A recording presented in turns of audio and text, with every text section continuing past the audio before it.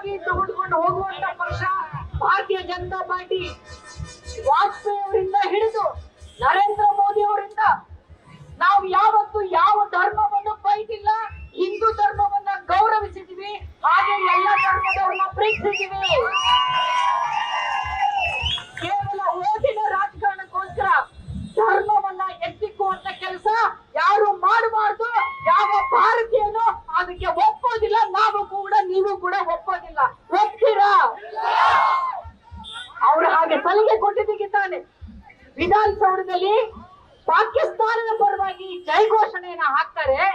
ಮೊನ್ನೆ ರಾಮನವಮಿ ಬಂದಾಗ ನಾವೆಲ್ಲರೂ ಜೈ ಶ್ರೀರಾಮ್ ಅಂತ ಕೂಗಿದ್ರೆ, ಯಾಕೆ ನೀವು ಜೈ ಶ್ರೀರಾಮ್ ಅಂತ ಕೂಗಬೇಡಿ ಅಂತ ಹೇಳ್ತಾರೆ ಅಂದ್ರೆ ಇದಕ್ಕೆ ಯಾರು ಕಾರಣ? ಯಾರು ಇದಕ್ಕೆ ಅನುಕೂಲ ಮಾಡಿಕೊಟ್ರು ಅನ್ನೋದನ್ನ ನೀವು ನೋಡ್ಬೇಕಾಗಿದೆ.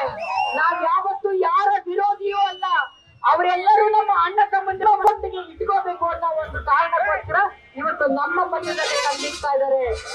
ಆದ್ರೆ ನೀವು ಯೋಚನೆ ಮಾಡ್ಬೇಕು, ಇಡೀ ಭಾರತದಲ್ಲಿ ಯಾವ ಮಹಿಳೆಗೂ ಕೊಡಕ್ಕಾಗದೇ ಇರುವಷ್ಟು ಅನುಕೂಲವನ್ನ ಭಾರತೀಯ ಜನತಾ ಪಾರ್ಟಿ ಕೊಟ್ಟಿದೆ.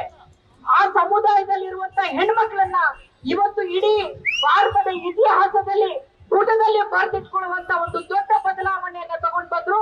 ಆ ಧರ್ಮದಲ್ಲಿ ನನ್ನ ಸಹೋದರರು ಕಷ್ಟಪಡ್ತಾ ಇದ್ರು, ಅವರಿಗೆ ತ್ರಿವಳಿ ತಲಾಖನ್ನ ತಂದುಕೊಟ್ಟಿದ್ದು ನಮ್ಮ ನರೇಂದ್ರ ಮೋದಿ ಅವರು. ಅಷ್ಟು ಮಾತ್ರವಲ್ಲ, ಈ ಭಾರತಕ್ಕೆ ರಾಷ್ಟ್ರಪತಿಗಳನ್ನಾಗಿ ಅಬ್ದುಲ್ ಕಲಾಂ ಅವ್ರನ್ನ ಮಾಡಿದ್ದು ನಮ್ಮ ಭಾರತೀಯ ಜನತಾ ಪಾರ್ಟಿ ಅನ್ನೋದನ್ನ ನಾವು ಯಾವತ್ತೂ ಮರೆಯೋದಿಲ್ಲ. ಈ ಬಾರಿ 400 ಮೀರಿ